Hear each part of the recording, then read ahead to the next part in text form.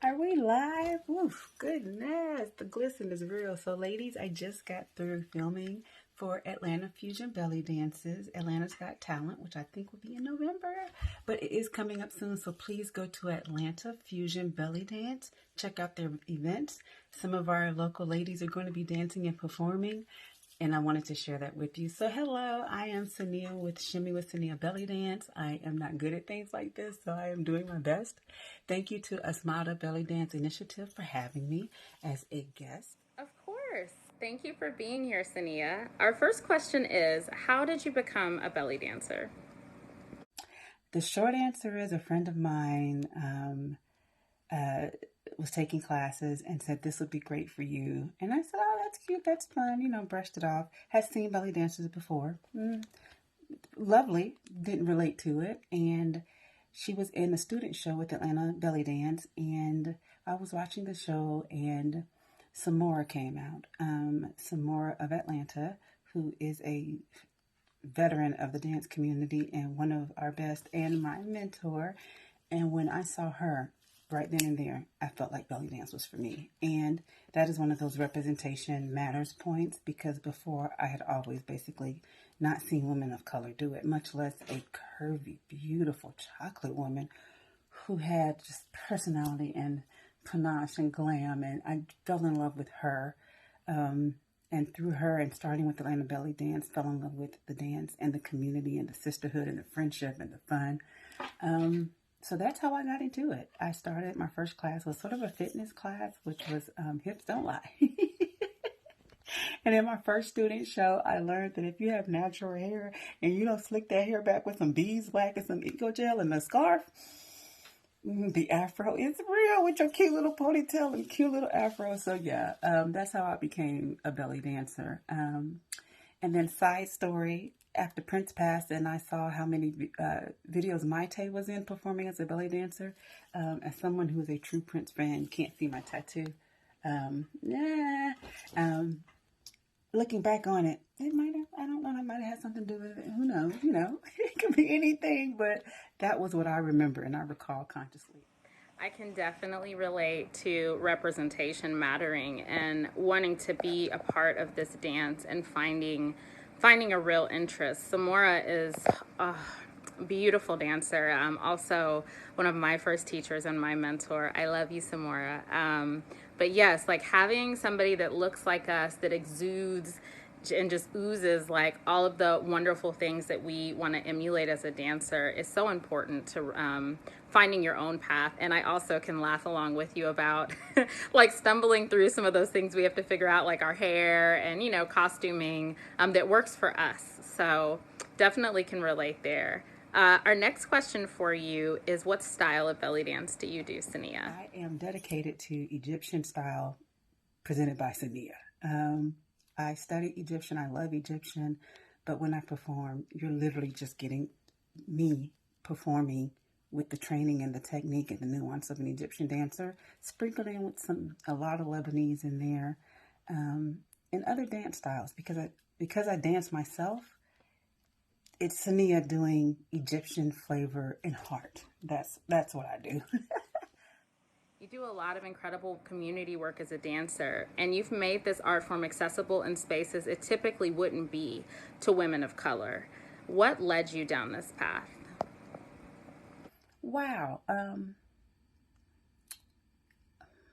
Let's see. Story.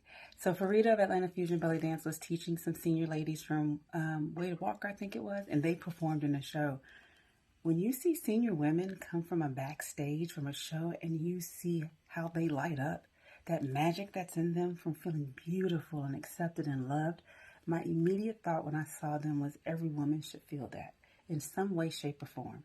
And I didn't know how I was going to do it, but I knew that it was going to be part of my mission and vision to allow women to become a part of this community. Even if it was just to work out and have fun with each other, and if they wanted to perform, we would get them there. But the other goal, too, is to keep women of color dancing in Atlanta, because unfortunately you can get to a point where you may not know where to go next. And I was seeing incredible dancers leave the community or not dance as much or not be featured as much. And so I figured I could help, so why not? And it kind of worked out. And I'm going to thank Valencia, aka Basama, for that opportunity, because if it weren't for her, I'd be here, but I don't know if I'd be here. So yeah, it's that. From what I'm hearing, you've not only created this beautiful community for people of color, but you've also had that community surround you. And that's the beauty of all this. I just love that we're able to uplift each other and stick by each other, and not only reciprocate that, but to pay it forward to other people in the community. And I think that you've set an exemplary example of what that looks like. And I'm so happy that you have people in your corner that stand by you and inspire you when you need that moment too. So our next question is about the upcoming holiday. As we know, Halloween is closely approaching, and sadly, it is a holiday littered with cultural appropriation, which is not at all strange to us, as we see that in our dance form on a daily basis. So what do you feel like is appropriate, and when is someone crossing the line?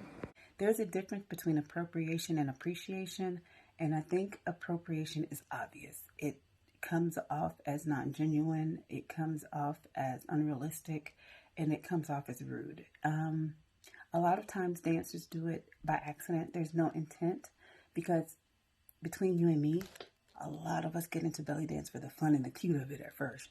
And it takes a teacher, it takes influence before you start really, sometimes at the beginning, really connecting this with culture and an art form and history, and a society, and all of the things that are important to art.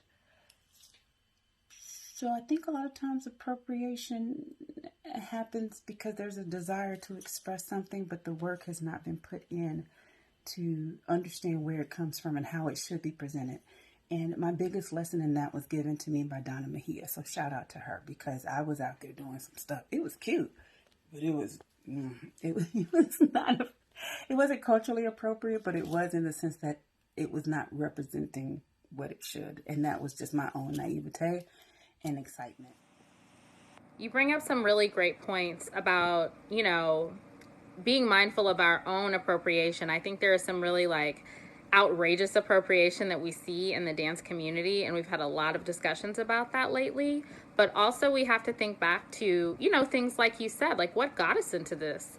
What were we after, and how are we presenting ourselves? We want to have fun, of course, and we don't want to lose sight of the things that make this exciting and that we love, the costumes, the makeup, the movements. But we also do have to be mindful that the music, the movements, the costumes, they are rooted in culture. They are rooted in people's culture, people that might be offended by the way that we conduct ourselves.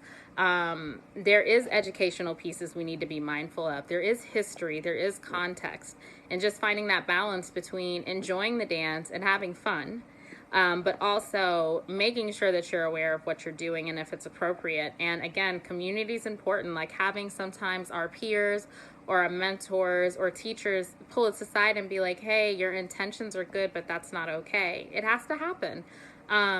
So I appreciate you kind of touching on those points. It's a tough discussion, but it's one that we kind of have to keep having, to really be, I guess, ethical dancers would be the way that I'd put it. So this has been a lot of fun, and I've really enjoyed getting to hear your perspective on some things. If people want to continue to reach out to you and connect with you, where can they find you, Saniyah? I'm going to be honest, right now, Saniyah is on a very much needed break. COVID allowed me to step back and take a break for a minute and get a new job because I got laid off, and reset for what I needed to do.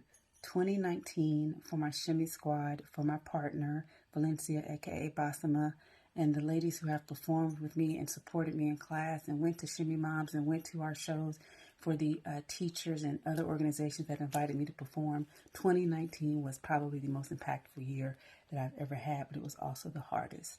And when January came, along with everything else that was going down for everyone, I had to take a break. I had to take a time out, and COVID has allowed me to do that. And I'm seeing myself get back into belly dance, and I don't know what that form will be, but it will be something, and it will be to help people. I'm happy to participate and support anything that anybody needs in that. If I can help them, please reach out. Right now, I am silent on social media. I will be back soon, but please, if you would, just go ahead and go to Shimmy with Saniyah. That's SANIYAH, and go ahead and like that.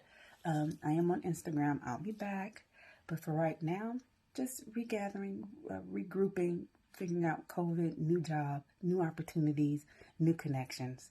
So I am back in a great place. I am so happy to be here. I appreciate that I get to do this opportunity because dance, belly dance, Egyptian dance, or Rakshaki means a lot to me. So for those teachers and performers out there who are having haflas and parties, fundraisers, shows, whatever you can do to support them, support them. I'm in a fortunate position where I can, my hobby is a business and it's something I love, but it doesn't pay my bills. And there are teachers who really need our help. So if you can do it, go ahead and do it. If you can attend a show, give them the numbers, give them the share, give them the engagement, give them the love, and know that we are out here and we're doing this because we love it. So thank you so much for the opportunity. Oh, please, I can't wait to reconnect with everybody.